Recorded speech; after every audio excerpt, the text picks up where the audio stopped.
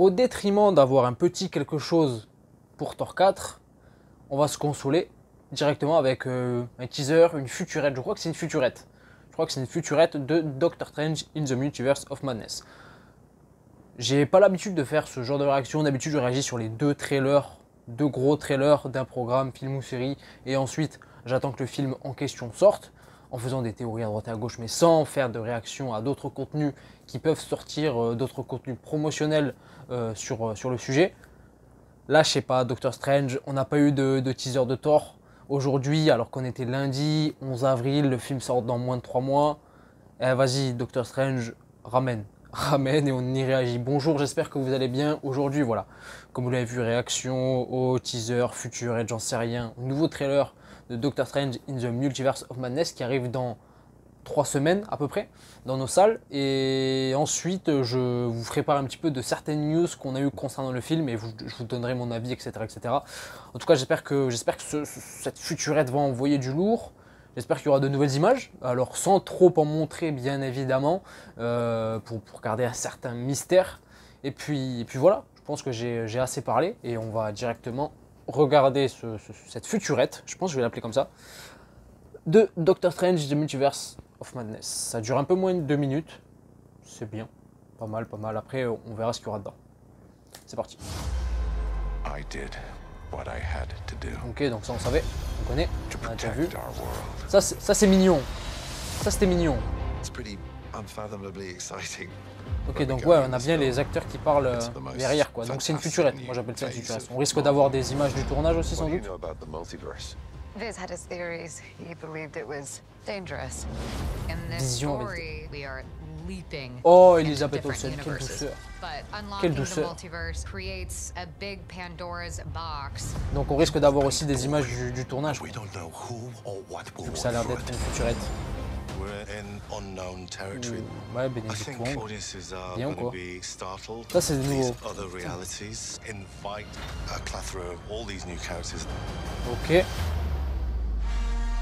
Ouais, donc ça on a vu. Ça c'est nouveau. Ah voilà, les images du tournage. Oh, Sam Raimi. Eh franchement, en tant que fan de la première heure des films de Spider-Man de Raimi, ça fait quand même plaisir de le revoir derrière un film de super-héros. Ouais, donc ça on avait vu. Ok. It's got a sort of darker tone to it. But with Sam Raimi at the helm, he's a master of that. Ah, ça a de la gueule. Non, franchement, ça a de la gueule. Ok. The stakes are real. He's literally coming up against versions of himself. Things just got out of hand.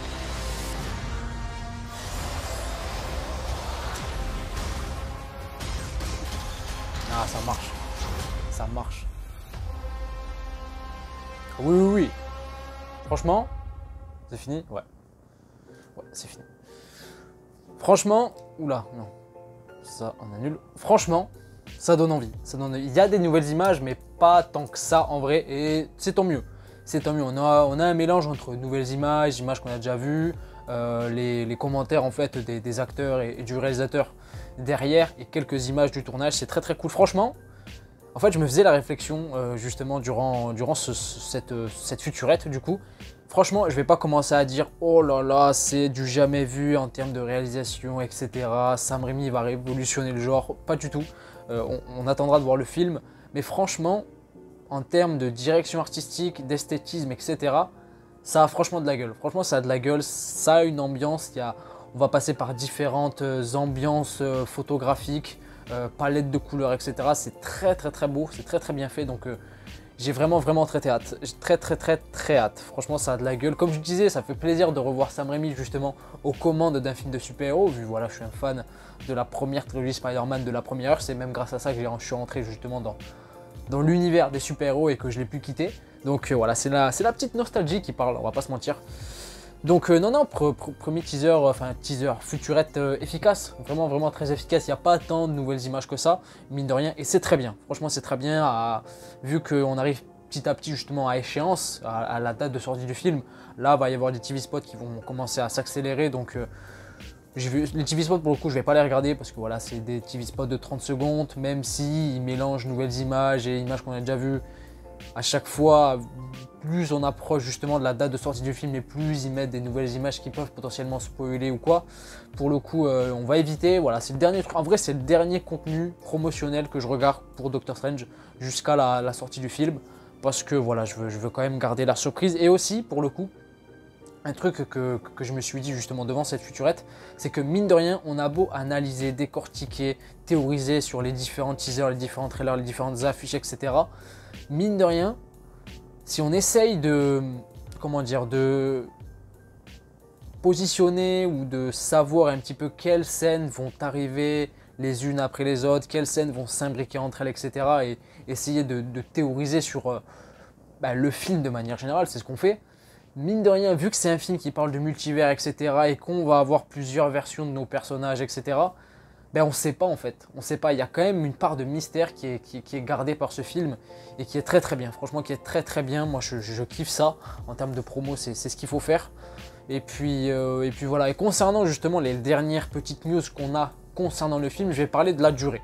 Je vais parler de la durée parce que le film, ça a été dit, pas de manière officielle, encore une fois, et ce sera même d'ailleurs pas dit de manière officielle, mais le film apparemment, d'après Fandango, qui est donc une source assez fiable, on va pas se mentir, le film durerait 2h06, on a eu cette info justement la semaine dernière je crois, et depuis qu'on peut désormais réserver les préventes de billets pour nos séances, le 4 mai, j'en ai fait l'expérience, je suis allé voir justement sur le site de Mon Cinéma pour voir si je pouvais réserver mes places, je peux, et la durée du film est bien effectivement de 2h06.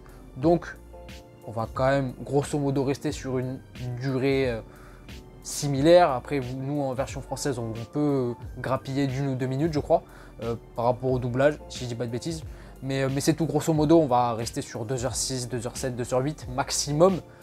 J'avoue que franchement, je vais pas vous mentir, j'aurais aimé que le film dure un tout petit peu plus longtemps. Voilà, c'est un film qui va parler de multivers. Le multivers, on prend pas ça à la légère, on n'expédie pas ça en 1 heure ou quoi que ce soit. Il faut quand même bien introduire la notion, même si le multivers est quelque part déjà introduit dans le MCU grâce à différents programmes comme Loki ou Spider-Man No Way Home justement.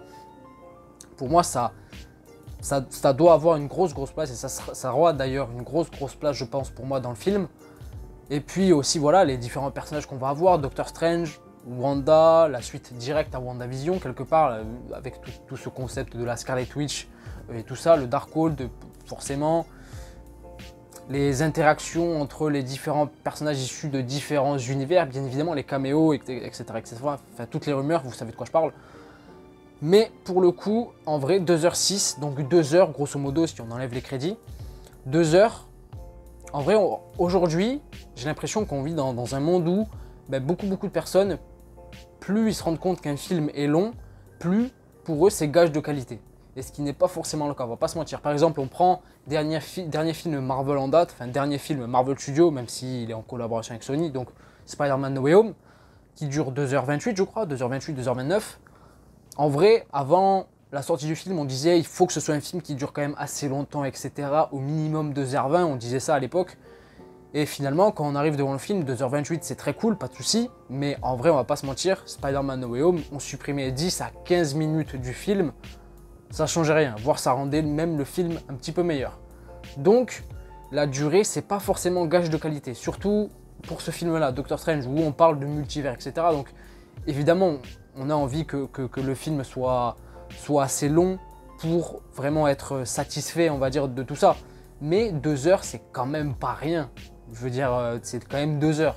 Et je pense que pour le coup, vu qu'il y a beaucoup de choses à traiter dans ce film, mine de rien quand même, c'est un film assez ambitieux, ça a été dit plusieurs fois par Marvel Studios, Kevin Feige, même les acteurs ou autres.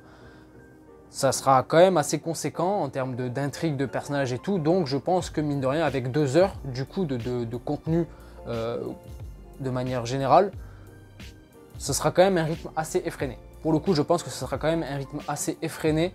Voilà, on n'aura pas le temps de se reposer, il n'y aura pas de longueur, je l'espère en tout cas. Et puis d'un autre côté, c'est Sam Raimi derrière la caméra, c'est Sam Raimi qui réalise le film. Et Sam Raimi, il n'est pas connu non plus pour faire des films extrêmement longs. On va pas se mentir, je crois que les Evil Dead, ça dépasse même pas les 1h40, je crois, grand max. peut-être que Spider-Man 2, où il y a un des 3 Spider-Man qui dure 2h20 je crois que c'est Spider-Man 3, mais ça va pas plus loin. Donc on est dans les standards habituels généralement de ce que fait Sam Raimi. Et puis 2 heures, mine de rien, même si aujourd'hui on vit dans un monde où les gens, plus ils voient qu'un film est long, plus c'est gage de qualité pour eux, c'est pas forcément le cas. On va pas se mentir, mis à part Avengers Endgame, Eternals, Infinity War et No Way Home, qui durent tous en moyenne, bon, Endgame 3 heures, et pour la plupart entre 2h25 et 2h40, mine de rien, après, tous les autres films sont assez proches d'une durée de Doctor Strange in the Multiverse of Madness. Donc, moi,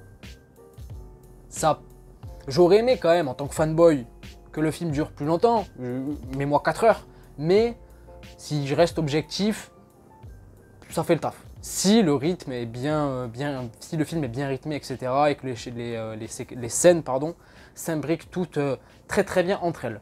Voilà, tout simplement, voilà, c'était une petite vidéo réaction que j'avais envie de faire, pour le coup, qui n'était pas forcément prévue, mais je me suis dit pourquoi pas, allez, on n'a pas eu de trucs sur Thor, donc réagissons à quelque chose, et bon, le timing est parfait puisqu'on a un petit truc pour Doctor Strange. J'espère que vous avez kiffé la vidéo, n'hésitez pas à vous abonner si vous me découvrez pour la première fois avec cette vidéo, si c'est le cas. Merci déjà d'avoir cliqué, n'hésitez pas à vous abonner pour me soutenir, ça fait extrêmement plaisir. Et si vous êtes déjà abonné, c'est pas la première fois que vous regardez une même vidéo, mais que vous n'êtes toujours pas abonné, abonnez-vous, voilà, bande de voyeurs. C'était Zino, je vous dis à la prochaine.